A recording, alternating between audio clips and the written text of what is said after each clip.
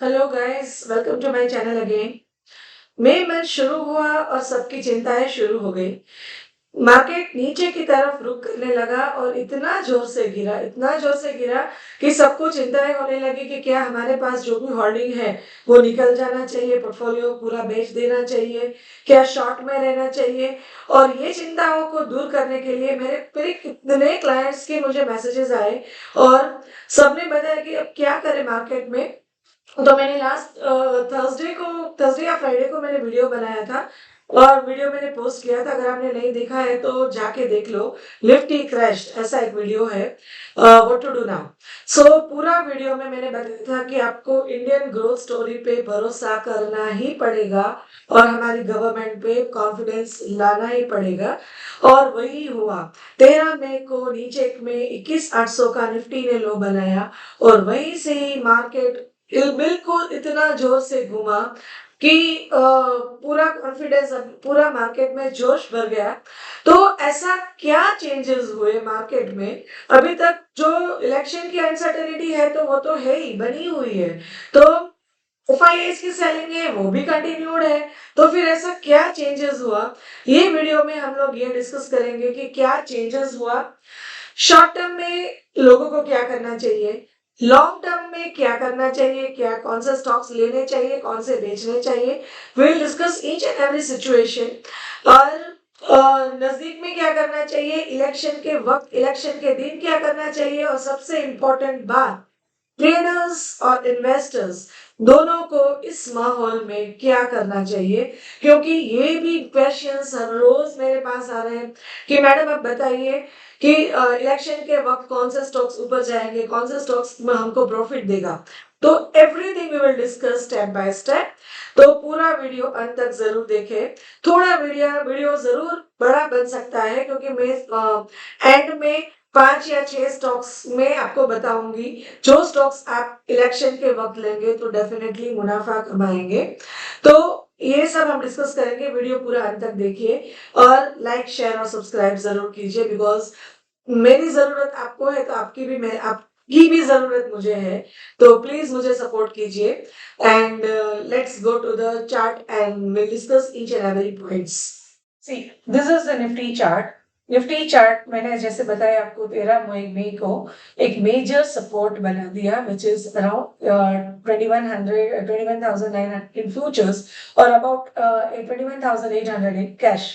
सो यहाँ से पूरा घूमकर ऊपर जाने लगा।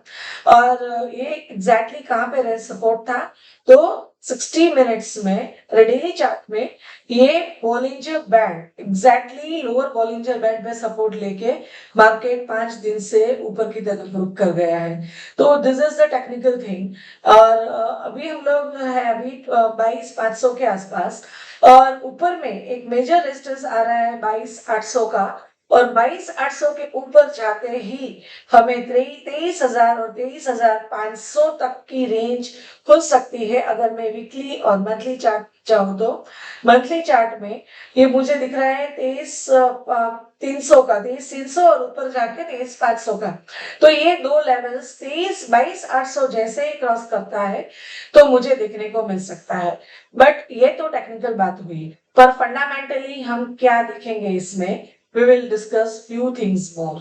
कौन से फैक्टर्स है जो हमारे मार्केट को अफेक्ट करते हैं? तो एक तो हमारा तो जो है वो डोमेस्टिक फैक्टर है which is upcoming election results.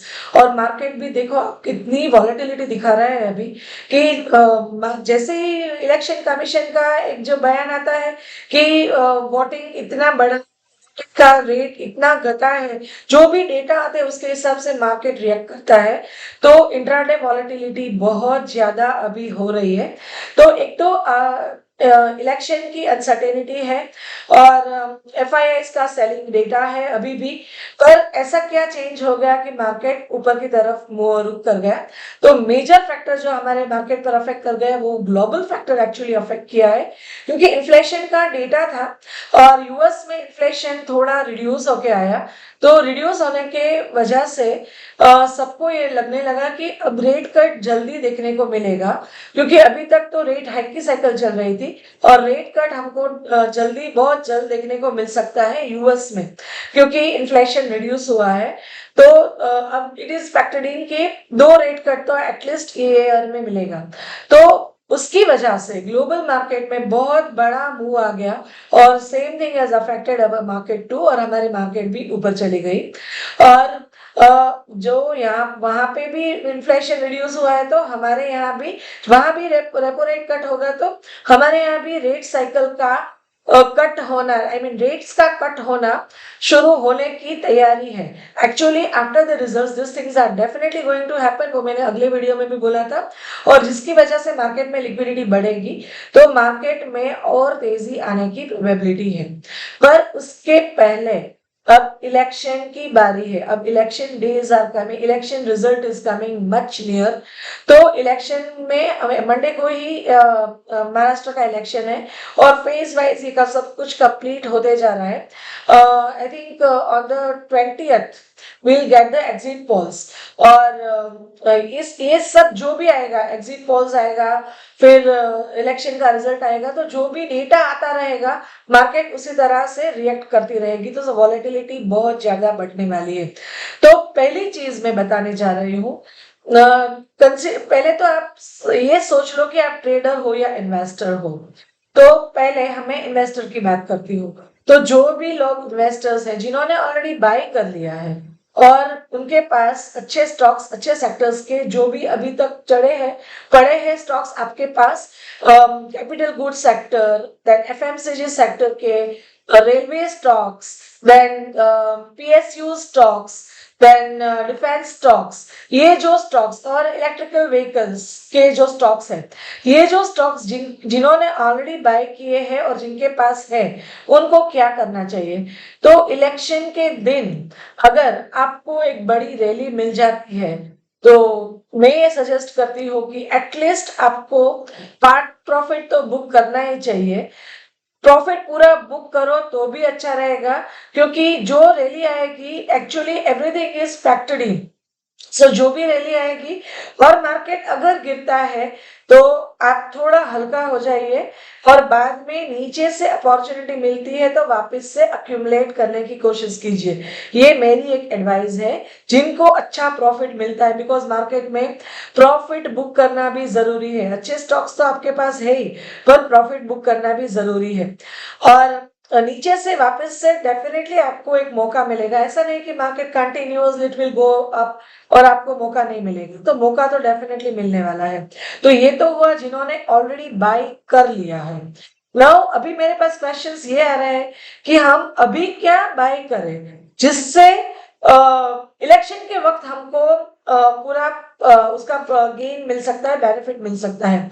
तो वो तो मैं स्टॉक्स का लिस्ट पूरा एंड में बताने वाली हूँ, तो वो आप एंड तक जरूर देखिए वीडियो, तो मैं वो बता दूंगी। और जो ट्रेडर्स हैं, तो जो ट्रेडर्स हैं इंट्राडे ट्रेड कर रहे हैं, मेक श्योर कि दैट आप पूरा अपना रिस्क मैनेजमेंट से काम करिए, मनी मैनेजमेंट का काम करिए, और पूरा टेक्निकल एनालिसिस का नॉलेज हो तो ही मार्केट में रहिए। Otherwise stay away from the market at least for next 15 to 18 days, election का रिजल्ट जब तक नहीं आता है तब तक। और अगर कोई ऐसा है कि नहीं, हमको तो इलेक्शन का मौका उठाना है ऑप्शन से ही, क्योंकि अभी तो बहुत सारी रील्स भी मार्केट में, इंस्टाग्राम में और यूट्यूब में आ रही है कि मैं 1 करोड़ लगाऊंगा और 2 करोड़ मिल जाएंगे मुझे। तो don't put trust on such kind of reels। इस तरह से काम नहीं होता है, और अगर आपको करना भी है तो आप अपना मनी मैनेजमेंट और रिस्क मैनेजमेंट का पहले पूरा ध्यान रखिए, कैलकुलेटेड रिस्क लीजिए, बिकॉज मार्केट दोनों तरफ मुंह देगा और बहुत बड़ी मुंह देगा। तो जो नए हैं और जो शांति से फॉर द लॉन्गर टाइम आपको काम करना है, तो एटलीस्ट इलेक्शन के दिन काम करिए, तो ऐसे करिए कि वो आपका कैलकुलेटेड रिस्क ही है, वो जाने वाला है, इस तरह से काम करिए। और otherwise don't enter in the market on that day. So ये हुआ ट्रेडर्स के लिए। और अभी मैं बताने जा रही हूँ वो थोड़े फैक्टर्स में बताऊंगी, और फैक्टर्स के बाद में मैं स्टॉक्स को ले लूंगी। सी, इलेक्शन जो है, इलेक्शन डेफिनेटली मोदी जी के आने के बाद इलेक्शन भी एक बड़ा इवेंट हो गया है। तो पहले तो हम 2-3 चीज़ें देख लेते हैं। सी इलेक्शन को डिस्कस करना मेरा काम नहीं है because I am not that specialist. पर इलेक्शन में हम लोग एवरीथिंग विल सी हाइपोथेटिकली कि अगर सपोज़ फर्स्ट ऑफ ऑल कि गवर्नमेंट ही चेंज हो गई, शायद नहीं होगा, पर गवर्नमेंट ही चेंज हो गई तो क्या होगा? तो सबसे सबसे ज्यादा फॉल किस में आएगा? तो defence sectors, PSU sectors, power sector, ये तीनों स्टॉक्स, तीनों सेक्टर्स सबसे ज्यादा अफेक्ट होगा।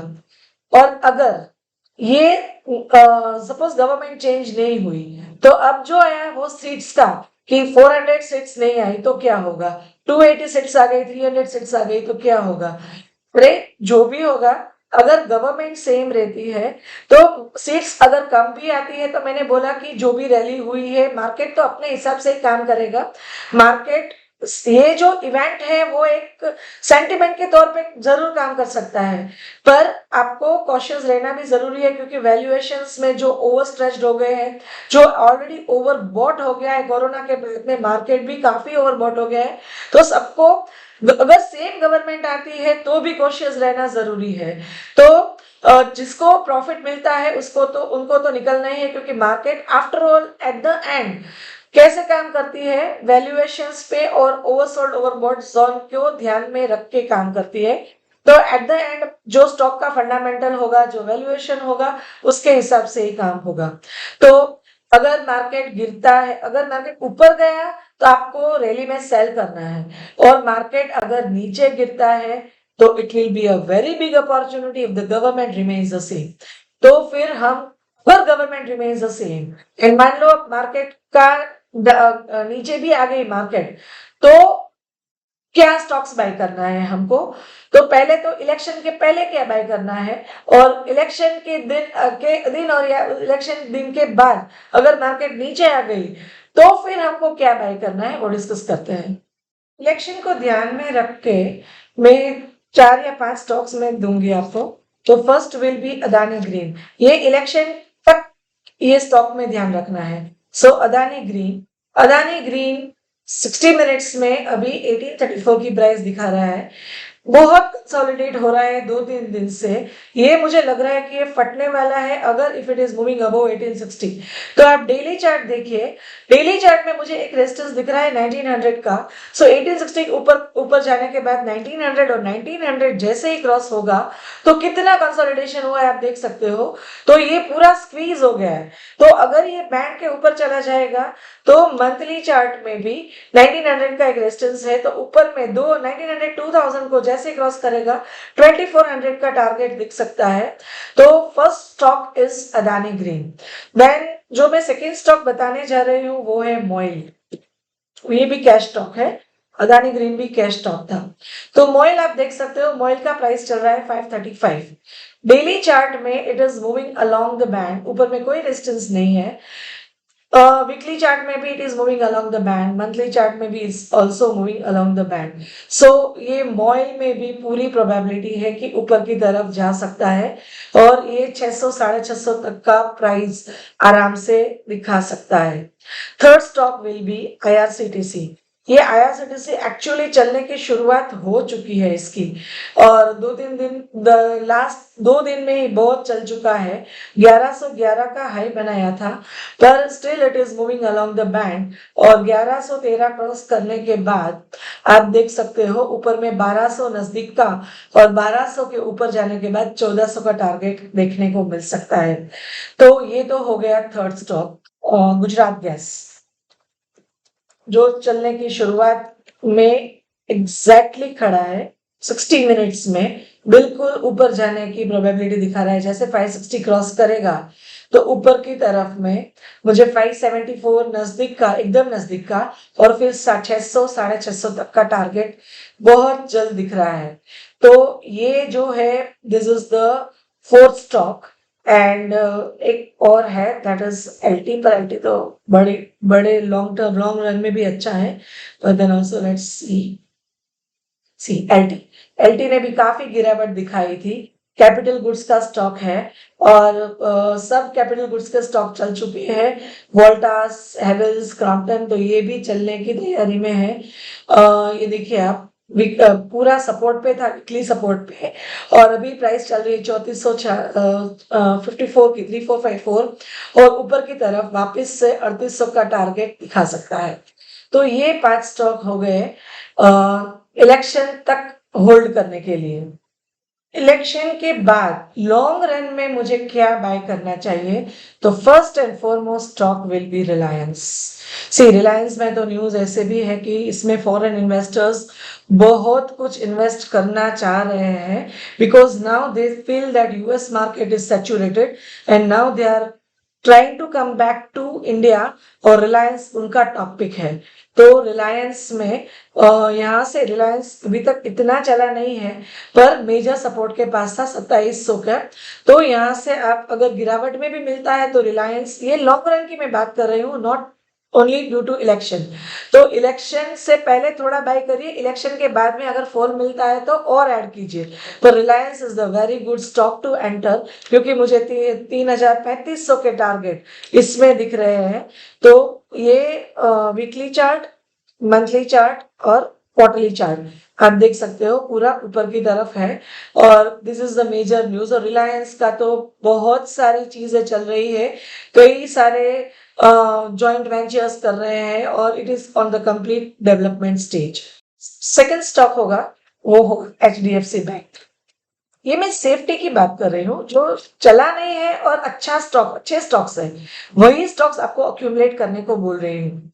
तो यहाँ से एचडीएफसी बैंक भी, अगर नेक्स्ट 5 इयर्स में आपको इकोनॉमी, अगर गवर्नमेंट सेम रहती है और इकोनॉमी में ऊपर की तरफ आपको जीडीपी ग्रोथ में अगर भरोसा है, रिफॉर्म्स होते हैं, और हमारी इकोनॉमी को एक्चुअली कौन बताएगा, मेजर बैंक्स का, बैंक्स ही हमारे जो भी कंट्री का जो है वो, it's a face of our country, right, face of our economy.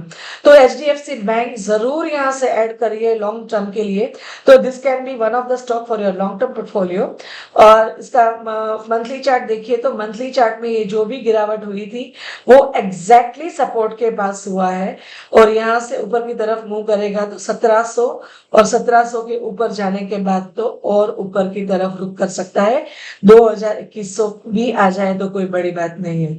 तो रिलायंस एंड एचडीएफसी बैंक। और थर्ड स्टॉक मैं आपको बोलूंगी वो है इवन आईसीआईसीआई बैंक।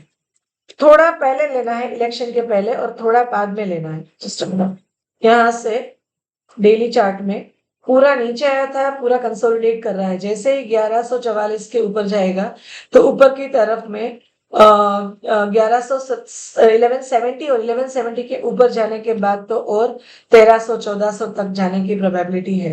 तो ये 3 स्टॉक्स हो गए।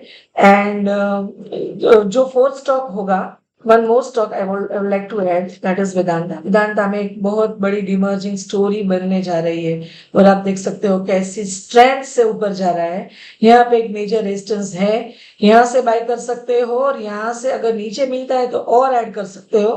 पहला टारगेट होगा 500 का, और 500 के ऊपर जाने के बाद 600-700 भी दिसंबर एंड तक आ जाए तो कोई बड़ी बात नहीं है।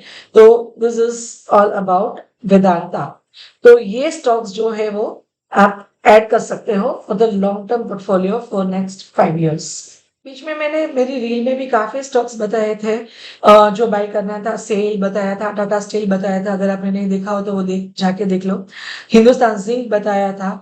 All has achieved it's target and it is more above it's targets. तो ये सब कुछ तो हो गया। रेलवे स्टॉक्स का मैंने बताया था कि रेलवे स्टॉक्स भी वंस अगेन ऊपर की तरफ रुक करेंगे, और आप देख सकते हो कि 2-3 दिन में रेलवे स्टॉक्स कितने चले हैं। तो ये सब solar, EV, power sectors, PSU stories, ये सब इलेक्शन को ध्यान में रख के चले हैं। तो ऐसा नहीं है कि खुद के ये सब कुछ ले ले, हमारे पोर्टफोलियो में रख दे और मार्केट नीचे आएगी, then we will just say कि मार्केट नीचे आ गई, अब इस स्टॉक का क्या करें। तो ये सब कुछ वापस से लेना है हमको, पर एक बार मार्केट को नीचे की तरफ इलेक्शन के बाद थोड़ा एक नीचे की तरफ बेस बनाए, बाद में ऐड कर सकते हो।